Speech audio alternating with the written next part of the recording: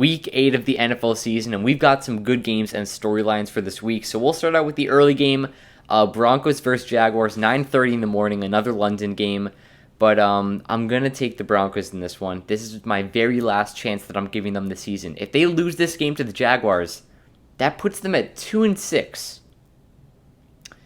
Which basically means no playoffs. In the conference that they're in the division that they're in, a 2-6 start is almost impossible to be able to come back from. They would have to go 9-0 through the last 9 games of the season to even have a chance at making the playoffs.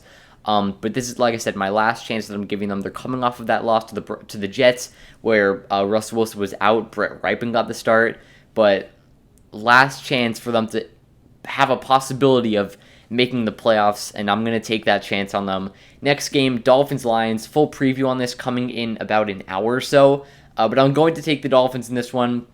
Lions offense should be back to their dynamic form as they were at the start of the season with DeAndre Swift and Amon-Ra St. Brown back, but the Dolphins, I think, struggled last week, barely beat Pittsburgh on Sunday Night Football, but I think with Tua back, they can finally get their offense rolling through a not-so-great young defense, and I think the Dolphins will be able to win this game. Next up, Panthers versus Falcons, and nobody would have thought that Week 8, this game would determine who takes first place of the NFC South, but that is what it has come to. The Saints are 2-6 Saints are 2-5 right now. The Bucs are 3-4. And the Panthers with a very impressive win last week. Sam Darnold and Baker Mayfield both healthy, but with the win last week, PJ Walker will get another start for the Carolina Panthers after their crazy performance versus the Bucs. For the Falcons, they kind of got blown out by the Bengals, but that was most likely expected. But in this game, I'm going to take the Falcons. They're 3-4, which isn't terrible considering what we thought that this team would be this season. They were only 3-4 last week. The Panthers, like I said, coming off that impressive win, you're going to see a lot of people take Carolina in this game, but I'm not going to change my whole entire idea on their team just through one game. I'm going to take the Falcons in this one, and Bears versus Cowboys for our next game. Cowboys with a pretty impressive victory last week. I want to say that they had 5 takeaways on the Detroit Lions offense, so that Cowboys defense is no joke. Led by Micah Parsons, he's probably leading the case for Defensive Player of the Year, and I'm not going to get on it too early, but that was my prediction for the season. The Bears are also coming off of that impressive win versus the Patriots on Monday Night Football.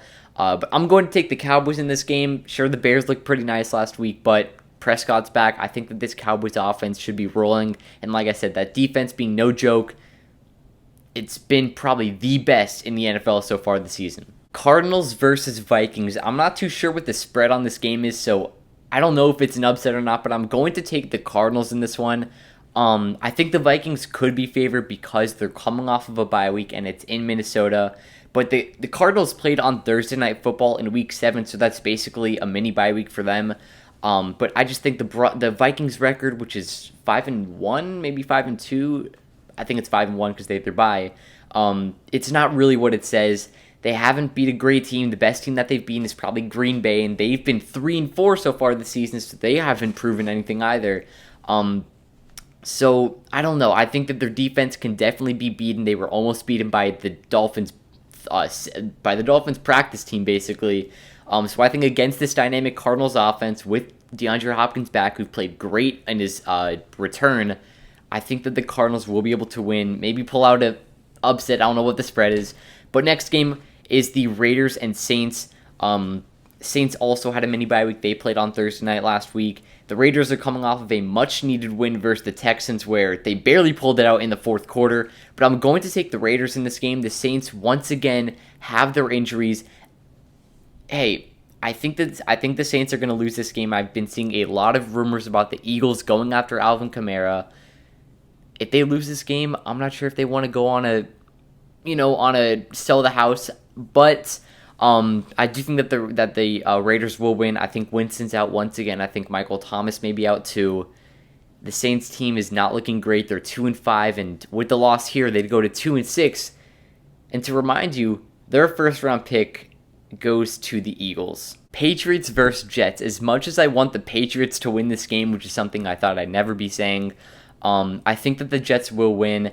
I really want the Jets to lose just because I hate them, first of all, but they're also ahead of us in the division right now. And if I'm being non-biased here, I'm not even on board with the Jets right now. They're 5-2, great for them with their young team and stuff, but if we're being honest, they haven't beaten a good team. They've just been beating backup quarterback after backup quarterback and third string quarterback in the case of the Dolphins. But I do think that they will win. Patriots quarterback situation is a bit of a controversy right now with Bailey Zappi playing really well. So I do think that the Jets will win this game, and then Steelers versus Eagles.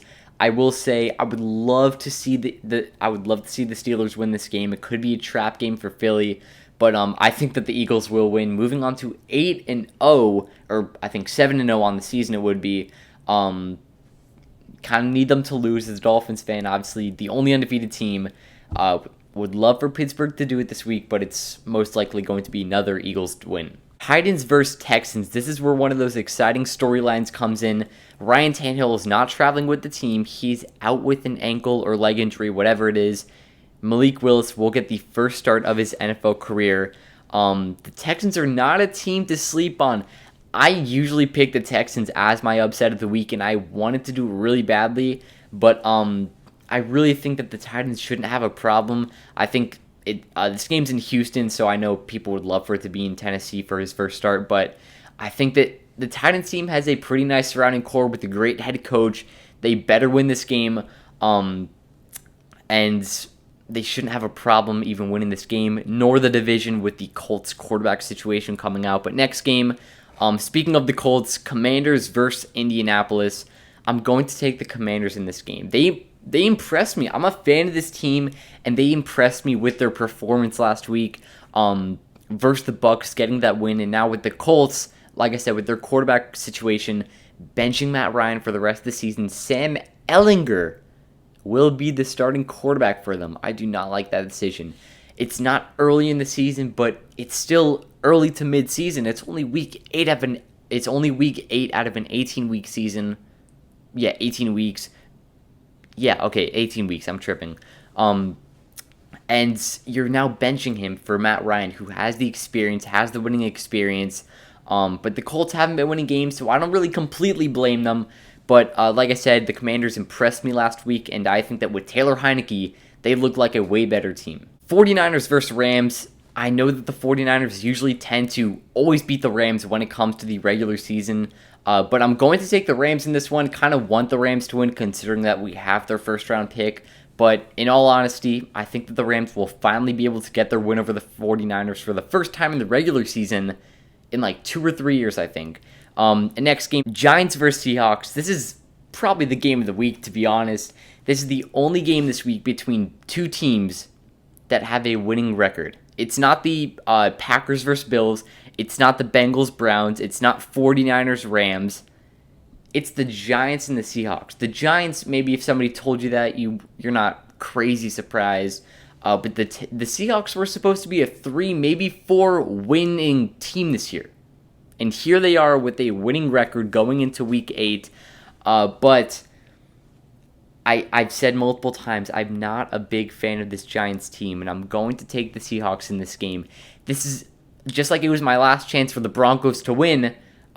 This is my last chance for the Giants to lose, and it's not in a bad way for them, because if the Giants can win this game and move on to 7-1 on the season, that proves to me that this team can actually be legit, especially with the teams that they've beaten this year, the Ravens, the Packers, and with the Seahawks.